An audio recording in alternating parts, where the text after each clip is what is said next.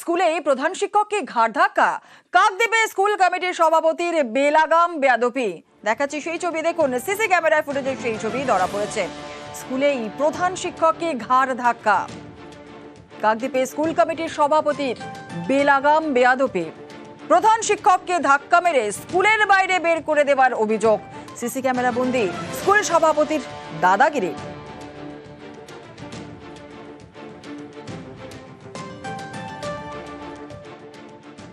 হঠাৎ এসে আমাকে বলছেন এই কাগজটা সই করে বলেছিল। আমি অফিসে অনেক কিছু লেখা রয়েছে যেগুলো ঠিক নয়। আমি তখন বললাম যে এটা আমি রিসিভ করবো কেন? এরপর বলছে এখানে বসতে দেবো না, চেয়ারটা টেনে ফেলে দাও, এখানে ঢুকতে দেবো না, এখানে বের করে দেবো। এই বলে জোর করে ঘাট ধাক্কা মারতে মারতে হিঁচড়াতে উনি বিদ্যালয় অফিস থেকে বের করে টোটাল বারান্দা দিয়ে, সেখানে গার্জেন রয়েছে, ছাত্রছাত্রীরা রয়েছে, তার সামনে এরকম ধরনের ঠেলতে ঘাট ধাক্কা মারতে অনেকটা পথ ওই করিডোর দিয়ে বারান্দা দিয়ে গিয়ে এসডিপিও অফিসের সামনে মেন রোডের উপর তিনি ঘাট ধাক্কা মেরে বের করে দেন। আমার চশমার কাঁচটা সব এদিক চলে গেছে, আর এগুলো জ্বালা করছে, এখানে ফুলে গেছে। তারপরে ঘাট ধাক্কা মেরে বের করে উনি ওখানে গ্রিলটা টেনে দিলেন। আর অভিযোগ অস্বীকার করেছেন স্কুল সভাপতি। আর আমাদের মারতে ছিল, আমি ঠেকাচ্ছিলাম। স্যার আপনাকে মারছিল? উনি হচ্ছেন বর্তমানে একটা ভবনের নামে টাকা তুলছে।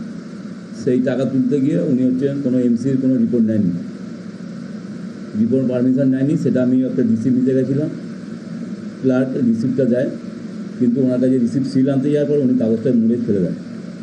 এবং তারপরে আমি যখন তুলতে গিয়েছিলাম এবং আমি বললাম আপনি সই করি, তখন উনি আমাকে ফেলে দেন। আর শুধু এই প্রথম কিন্তু নয়, এর আগেও কিন্তু স্কুলে ঢুকে রীতিমতো দাদাগিরি ফলিয়েছিলেন।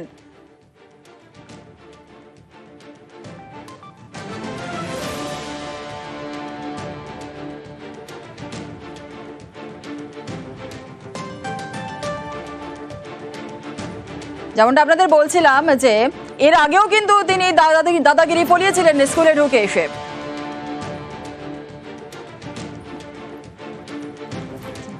13ই এপ্রিল 2025-এর ছবি আপনারা দেখছেন। 13ই এপ্রিল তিনি এসেছিলেন এবং এসে রীতিমতো দাদাগিরি ফলিয়েছিলেন।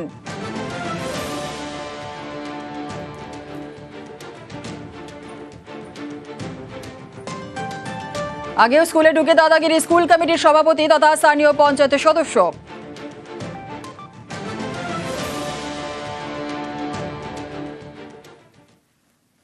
নবম দশমে শিক্ষক নিয়োগ পরীক্ষার মডেল উত্তরপত্র আপলোড করলো এসএসসি। 7 সেপ্টেম্বর 11টি বিষয়ে শিক্ষক নিয়োগের পরীক্ষা নেয় স্কুল সার্ভিস কমিশন এবং 20 সেপ্টেম্বরের মধ্যে মডেল উত্তরপত্র নিয়ে মতামত জানাতে পারবেন পরীক্ষার্থীরা।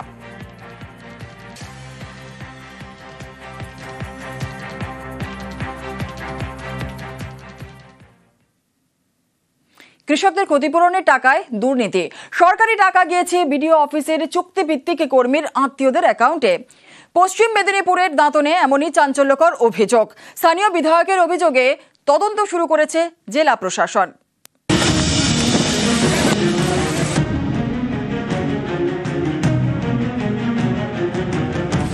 পশ্চিম মেদিনীপুরের দাঁতনে গত মার্চে শিলাবৃষ্টি হয়, তাতে ক্ষতি হয় চাষের।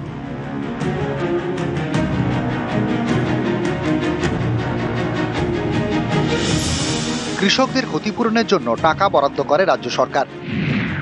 অভিযোগ সেই টাকা অনেক কৃষকই পাননি।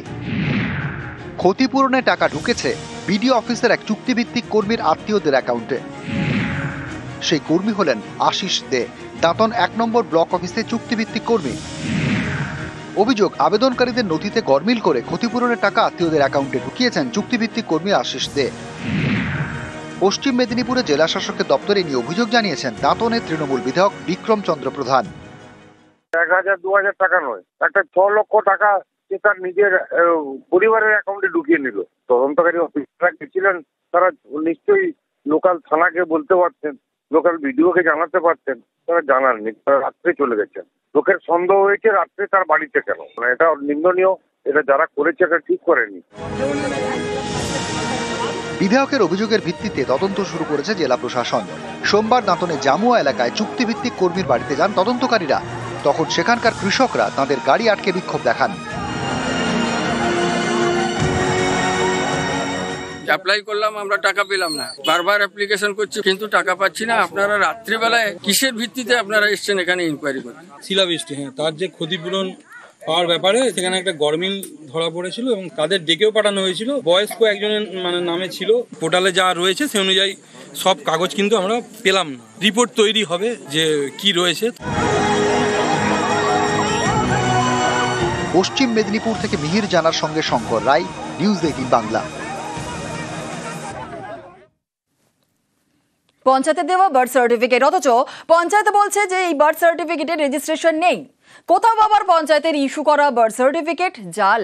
উত্তর 24 পরগনার 2 জায়গায় 2 অভিযোগ। পঞ্চায়েতের ইস্যু করা বার্থ সার্টিফিকেট, তাতে পঞ্চায়েতের স্ট্যাম্পও রয়েছে। সেই পঞ্চায়েতই এখন বলছে সার্টিফিকেটগুলির রেজিস্ট্রেশন করা নেই। এতে বার্থ সার্টিফিকেটের বৈধতা নিয়ে প্রশ্ন উঠছে বিপাকে উত্তর 24 পরগনার বাগজোলা পঞ্চায়েত এলাকার অনেকে। জন্ম সার্টিফিকেট পাবেন না, উল্টো পাল্টা হয়ে রয়েছে। আমি পঞ্চায়েতে যাচ্ছি ওটা ঠিক করতে, পঞ্চায়েত আমার কাগজপত্র বলছে আপনাদের এই কাগজপত্র নেই। এখন আমরা কি করবো? আমাদের ছেলেগুলো তো আমরা ভোটার করাতে পারছি না। কেউ গিয়েছিলেন ভোটার তালিকায় নাম তুলতে, কেউ গিয়েছিলেন কাস্ট সার্টিফিকেট বানাতে। সবাই বাদুড়িয়ার বাগজোলার বাসিন্দা। 1-2 নয়, সংখ্যাটা হাজারেরও বেশি। তাদের মধ্যে শতাধিক পড়ুয়া। স্থানীয়দের দাবি, কখনো পঞ্চায়েত জানাচ্ছে বার্থ সার্টিফিকেটের রেজিস্ট্রেশন করা নেই, কখনো আবার বলছে রেজিস্ট্রেশনের খাতাটাই হারিয়ে গিয়েছে। আমরা বলেছে যে রেজিস্টার খাতা হারিয়ে গিয়েছে। আমাদের তো স্কুলে দরকার হয় অনেক কাজে জন্ম সার্টিফিকেট। আমাদের পঞ্চায়েতে মিটিং আছে, ওখানে একটা সিদ্ধান্ত আমাদের নেওয়া হবে, কি হয় দেখা যাক। সমস্যার সমাধান করার চেষ্টা হচ্ছে আমাদের। উত্তর 24 পরগনার বারাসতে অন্য অভিযোগ। এখানকার একটি পঞ্চায়েত থেকে জাল বার্থ সার্টিফিকেট ইস্যু করার অভিযোগ উঠেছে। সম্প্রতি কেরলে মানিক বিশ্বাস নামের এক ব্যক্তিকে গ্রেপ্তার করে পুলিশ। তার বার্থ সার্টিফিকেট ইস্যু করা হয়েছে ছোট জাগুলিয়া পঞ্চায়েত থেকে। কেরল পুলিশের দাবি এই সার্টিফিকেটটি জাল। বাংলাদেশ থেকে এ রাজ্যে ঢুকে জাল নথি তৈরি করা হয়েছে। সার্টিফিকেটটি ইস্যু হয় 2021 সালে। সেই সময় ছোট জাগুলিয়ার প্রধান ছিলেন নুরুল হক। বার্থ সার্টিফিকেটে তার সইও রয়েছে।